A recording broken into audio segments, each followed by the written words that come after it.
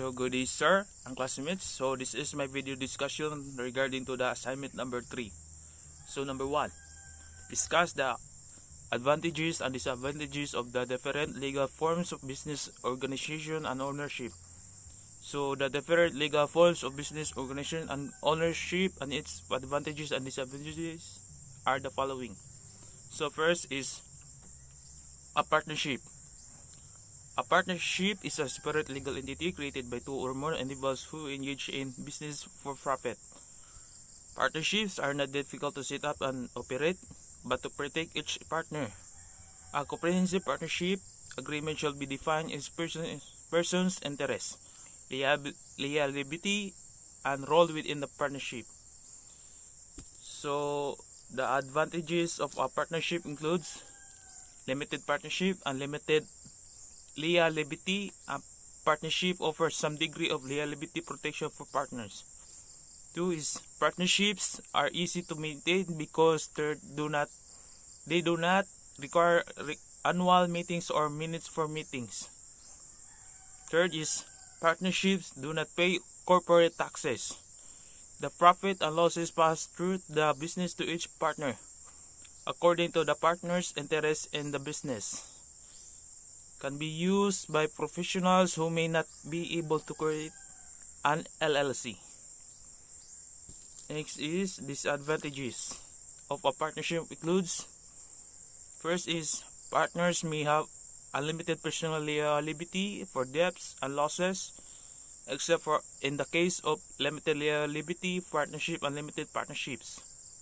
Second is if a partnership is created without a written agreement or a partnership agreement is poorly drafted, there could be significant disputes that may lead to costly litigation. Next is the corporation. A corporation is the most formal business entity. It is a legal entity that is separate from its owners or shareholders. In the eyes of the law, a corporation is a legal person. The shareholders elect a board of directors to operate the corporation. The directors in turn appointment office to manage the day-to-day operation and make high-level decisions for the company. So the advantages and of corporate includes: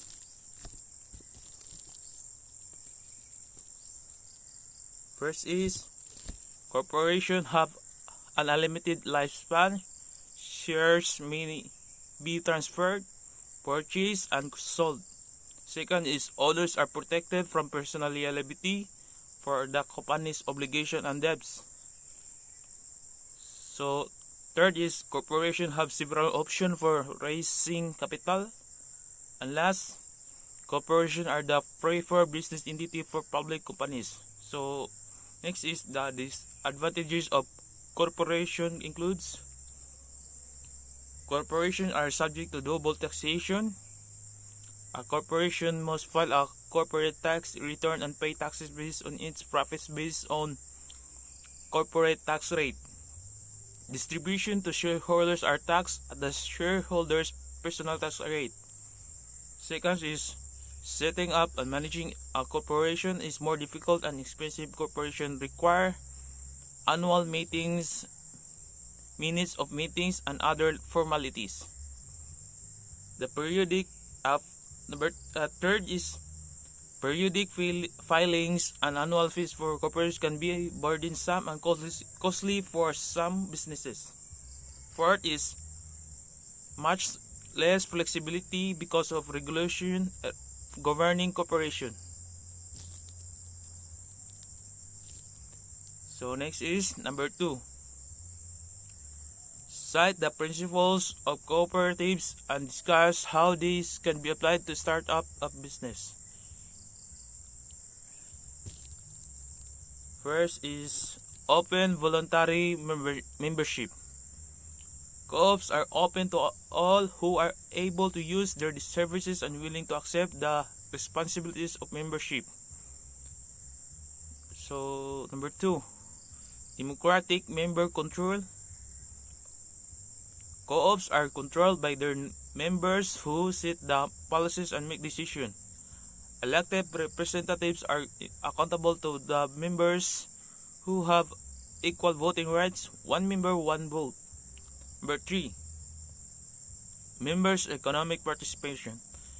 Members contribute equitably to and democratically control the capital of their cooperative. They allocate surpluses to develop the co-op and benefit in proportion to their transaction with the co-op. Number 4 is autonomy and independence.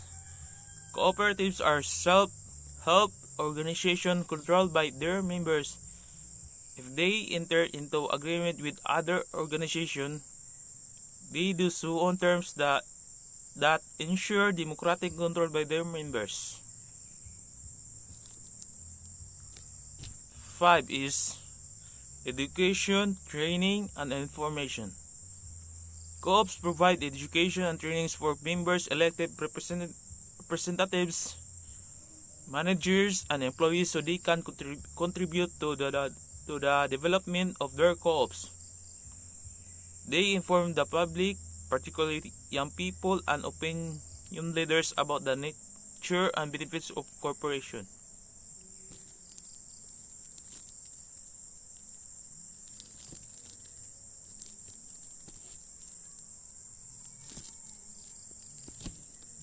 Six is cooperation among cooperatives. Cooperation among cooperatives serve their members by working together locally, nationally, regionally, and international. Number 7, concern for community. While focusing on member needs, cooperatives work for the sustainable development of their communities. So, cooperative principles can be applied in startup business and planning.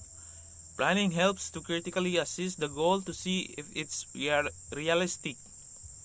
It facilitates decision making and allows setting a time frame by predicting when the company can achieve its goal.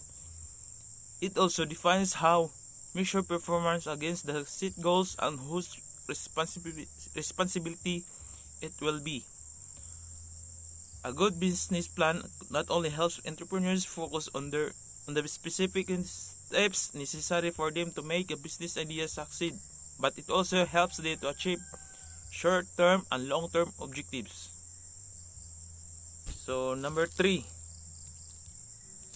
explain the government regulation and procedures in starting a business organization. So, these are legal requirements for starting a business in the Philippines. First is register the business with the corresponding department or agency. Sole proprietorships must be registered with the Department of Trade and Industry or DTI. Partnership and corporation, on the other hand, must be registered with Securities and Exchange Commission or EEC. The name of the business is also included in the registration. Second, obtain a business permit. Head to the local government unit of the place you intend to operate your business in. Secure a business or mayor's permit. Each municipality has its own specific requirements and procedures for the registration of business, so be sure to check the individual websites of these areas for more information. Third is register with the Bureau of Internal Revenue or BIR. After obtaining the necessary documents and permits to register the business with the Bureau of Internal Revenue or BIR, business owners need to get a taxpayer identification number or TIN from the Revenue District Office or RDO within the registered location of the business. Fourth is registering with SS PhilHealth and Pag-AV Fund. If you hire employees, you register with the necessary government programs. The Social Security System, or SSS, is a social insurance program that collects the monthly contribution of employees, along with the share of their employer. The SS gives employees health and retirement benefits from their monthly contribution, along with a variety of small loans.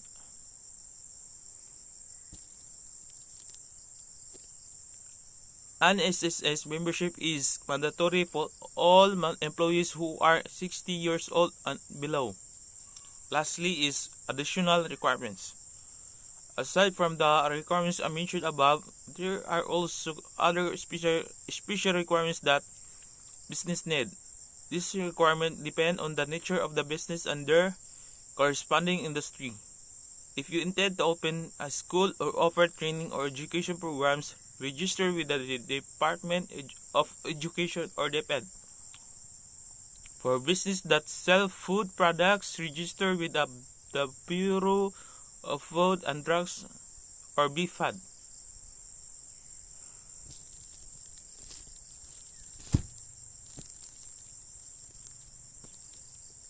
So number 5, discuss the nature of capitalization requirement for a project.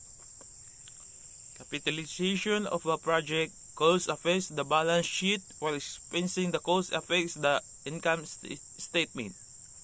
The route you assign determines whether your asset base increase or profit decrease. Use accounting rules as a roadmap for choosing the proper treatment of the cost and keeping your financial statement consistent. Number 6 is cite the advantages and disadvantages of the different sources of financing. So these are the advantages and disadvantages of different sources of finance. So source of finance is number 1 is owner's capital. So advantages: quick and convenient, doesn't require borrowing money, no interest payments to make. So disadvantages is the owners might not have enough savings or may need the cash for personal use. Once the money is gone, it's gone. Number 2 is retained profits. Quick and convenient, easy to access to the money, no interest payments to make. Next is disadvantage. Once the money is gone, it is not able for any future unforeseen problems the business might face. Number 3 is family and friends. Advantages is low interest, money may not need to be paid back. So disadvantages is many money may be lost if the business fails. Arguments may occur between the family members. So number 4 is bank loan. So advantages is easy and quick to access, can get significant amount of money at one time. So disadvantages is have to pay interest, difficult for a new business to access.